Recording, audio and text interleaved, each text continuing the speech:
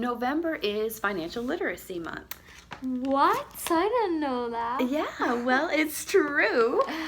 So with Financial Literacy Month, there's all kinds of great programs that are happening in schools across the province and across the country. And as well, we're seeing things happen in adult literacy and numeracy as well.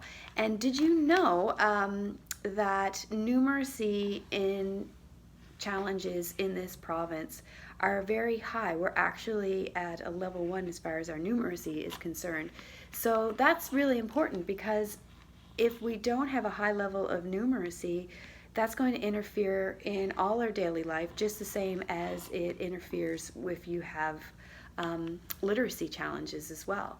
So one of the things that I want to see is, how quickly are you able to do math in your head? What about 11 times 6? 66.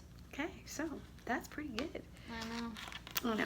But beyond the literacy, numeracy, there are things that you really have to know from a financial point of view too, like we've talked about before, about compounding interest, about credit cards, about how mortgages work.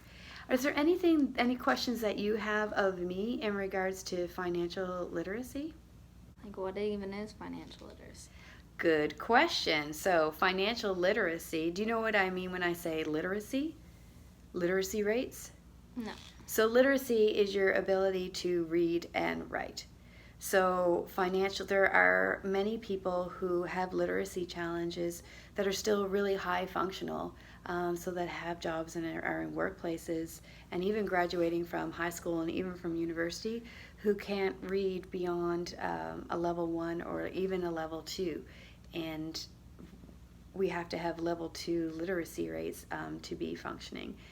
So financial literacy is similar, except it's in regards to knowing how day-to-day operations happen with your money. So how to open a savings account, how to open a checking account, how to calculate interest on your money, how compounding interest works, how mortgages work, how car payments work, all of those different things that that we need to know in our day-to-day lives to be functioning. And if we don't know how these contracts work, let's take for example a cell phone contract. If we get ourselves into a cell phone contract and we don't understand the terms and the agreements and the repercussions if we're unable to pay those contracts, that can really cause grief and havoc for you in the future, because it will affect your credit score.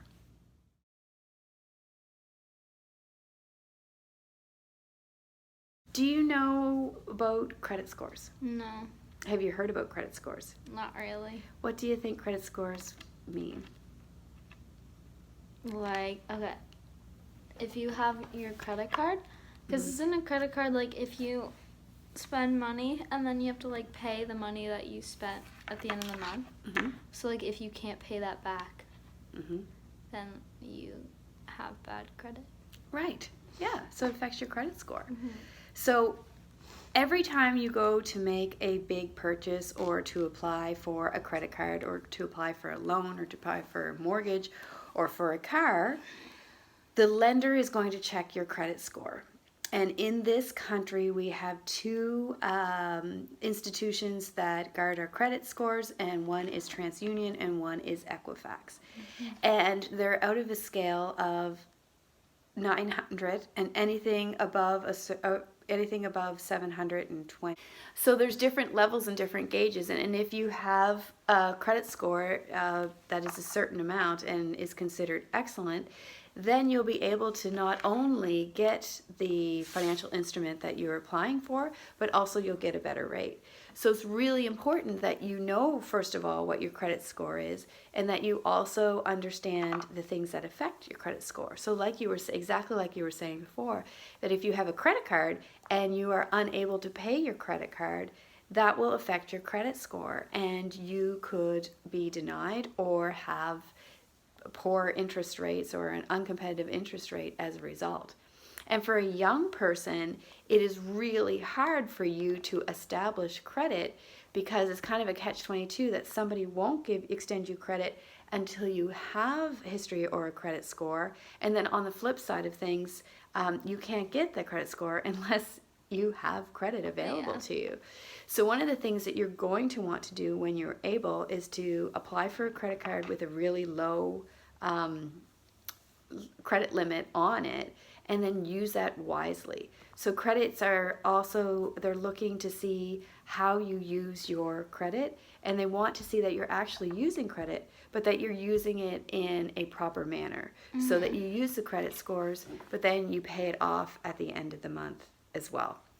So there's different places that you can check your credit score. There's two apps. One is called Borrowwell. Yeah. And Borrowwell has your Equifax score on it. And the other is Credit Karma, is another app. And it will show you what your TransUnion score is. And I always ask clients to look at both of those scores, because sometimes there can be a significant difference between them.